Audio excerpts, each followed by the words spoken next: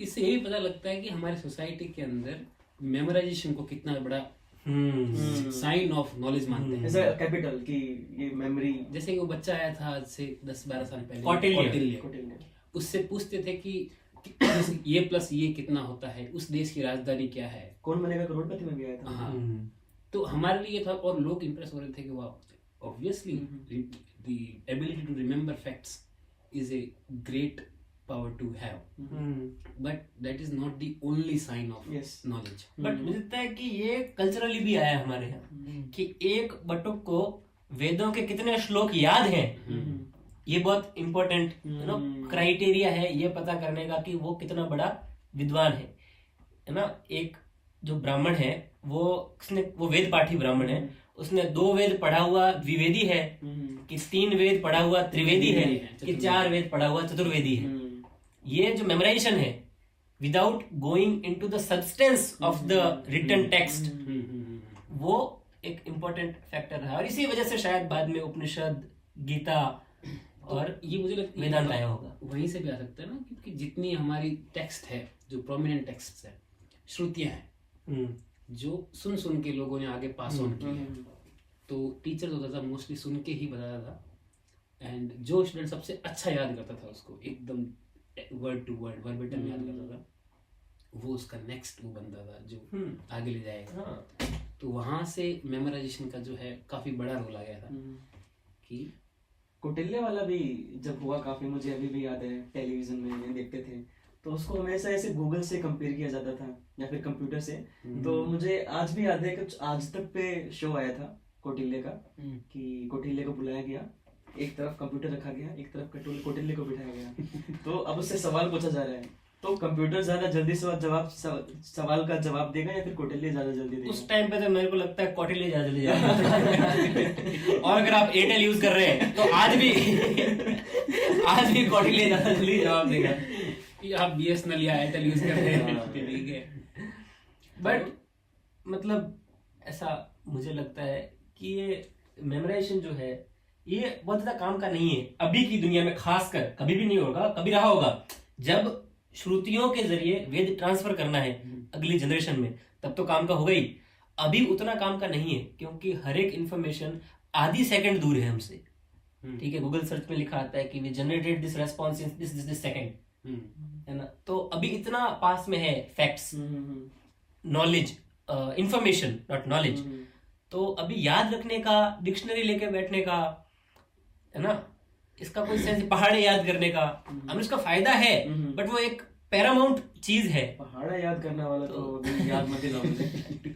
मेरे को लगता है कि याद करने वाला है, इसकी इम्पोर्टेंस है एक नजरिए से देखा जाए तो, क्योंकि याद जो भी हम करते हैं वो एक बैकग्राउंड इंफॉर्मेशन होती है, ठीक है। हम लोग इसको, या फिर जो भी हम लोगों को बताता था कि याद करना कितना इंपॉर्टेंट है, वो इसको यहीं पे लाके छोड़ देता था कि एंड गोल क्या है, कोई चीज याद करनी। लेकिन याद करना तो बस स्टार्टिंग गोल है, कि वो बैकग्राउंड इंफॉर्मेशन है। आप सोचो, आपके पास अगर 5-7 कोई फैक्ट्स हैं इधर उधर के, एक सेम, मान लो एक सेम चीज के बारे में, सेम फिनोमेना के बारे में, अगर ऑलरेडी माइंड में है तो आपके लिए कनेक्शन बनाना कितना ईजी होगा।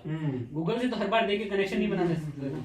एक फैक्ट मिला, वो आपने लिया, गूगल को वापस पूछोगे, वापस भूल जाओगे, कनेक्शन नहीं बनेगा। सेम आई थिंक मैथमेटिक्स में, जैसे अब तो ऑब्वियसली कैलकुलेटर्स हैं ये सब में, लेकिन अगर पहाड़े सारे याद थे 19 तक, ये सब, ये एडवांस कैलकुलेशन के लिए कितना फास्ट हो सकता है कि सब कुछ आपके दिमाग में याद है। ये सब छोटी मोटी चीजें मेमोराइजेशन करना पड़ता है ताकि एडवांस कोई भी रिसर्च कर सको, एडवांस आप रैशनलाइज कर सको। फिलोसफी भी देनी है, अगर श्लोक वगैरह सारे याद नहीं है, वो दिमाग में नहीं है, मतलब देख तो सकते ही हो, लेकिन वो कितना टाइम कंज्यूमिंग है कि वो जो चीजें हैं उनको तो याद कर लो यार, उसके बाद कोई नई चीज तो। लेकिन इसको लिमिट कहाँ तक कर दिया है कि याद कर लो, दैट्स द एंड गोल। ये मुझे लगता है उन टीचर्स की प्रॉब्लम है जो पाठ खत्म होने के बाद, लेसन के बाद जो क्वेश्चन थे वो तो करवा दिए, लेकिन वो जो कोने में था यह भी जाने, योग्यता विस्तार, है ना, सोच के देखिए, वो जो कोने कोने में दिए हुए थे, जहां इस इंफॉर्मेशन को यूज करके कुछ क्रिटिकल देना है, वो उन्होंने इग्नोर कर दिया, उस पर इतना एम्फेसिस नहीं दिया। तभी स्कूल्स में इतनी है। और देखे भी आज के बच्चों की नहीं, ये भी एक फिलोसफिकल कंस्ट्रक्ट है कि आज के बच्चे ज्यादा खराब है। हाँ, वो तो अलग चीज है, लेकिन फिर भी कहीं ना कहीं हम लोग क्रिटिकल रीजनिंग में थोड़ा पीछे रह गए हैं, क्योंकि ये भी एक रीजन है हमारी प्राइमरी एजुकेशन का। लेकिन यूपीएससी का अगर पैटर्न देखें, इतना तो नहीं पता है लेकिन जो थोड़ा बहुत मेरे को पता है, आई थिंक वो अभी भी जो ये मॉडल की मैं बात कर रहा हूँ कि मेमोराइजेशन से आगे बढ़ने वाला मॉडल, उस पे काम करता हाँ, है। ये तो मानना क्योंकि पड़ेगा। आपको फैक्ट्स तो पता ही होना चाहिए, लेकिन उससे आपकी आंसर राइटिंग नहीं होगी। आंसर राइटिंग होगी उन फैक्ट्स को जानने के बाद, उस बैकग्राउंड इन्फॉर्मेशन को लेके मेकिंग समथिंग न्यू। तो वो अभी भी मॉडल है आई थिंक यूपीएससी में। लेकिन वो चीज जो है यूपीएससी के हर स्टेज के लिए नहीं कह सकते हैं। हाँ वो तो इसके मल्टीपल स्टेजेस होते हैं ना, प्रीलिम्स, मेंस और इंटरव्यू। तो प्रीलिम्स वाला सेगमेंट है वो अभी भी ऐसे बच्चों को रिवॉर्ड ज्यादा करता है जो who are good at memorization। ठीक है, बट इसमें अगर इसी का पॉइंट है कि पहला स्टेज तो वही है, मेमोराइजिंग ही नहीं है, पहला basic स्टेज तो information। वही है कि मेमोराइज कर लिया, अब वो इन्फॉर्मेशन यूज करके बताओ। वही एप्लीकेशन पार्ट में वही पहला स्टेज अभी भी वही है, और वो ट्रेडिशनल फॉर्म है कि आप पहले मेमोराइज करो, लेकिन यूपीएससी उसको वहीं पे खत्म नहीं कर रहा है कि मेमोराइज कर दिया, प्रीलिम्स हो गया, अब हाँ, ऐसा नहीं होगा। अब जो याद किया है उसकी एप्लीकेशन करके बताओ। मतलब कोई चीज आपको मेमोराइज है तो आपकी जो बातें हैं डेली लाइफ में भी वो कितनी कॉन्सेप्चुअली और थियोरेटिकली ग्राउंडेड हो सकती है। आप सोचो कल को आईएएस बन गई और कोई आपको किसी जजमेंट पे बात करनी है, ठीक है, या कोई पॉलिसी पे बात करनी है, उन चीज के टर्म्स ही नहीं पता, आप पहले देख रहे हो इसको बोलते क्या है, ठीक है, फिर देख रहे हो इसको लॉ में कैसे डिफाइन किया है, ये सब पढ़ने के बाद आप कोई बात कर रहे हो। अगर उसके बिना कर रहे हो तो वो थोड़ी खोखली बात होगी।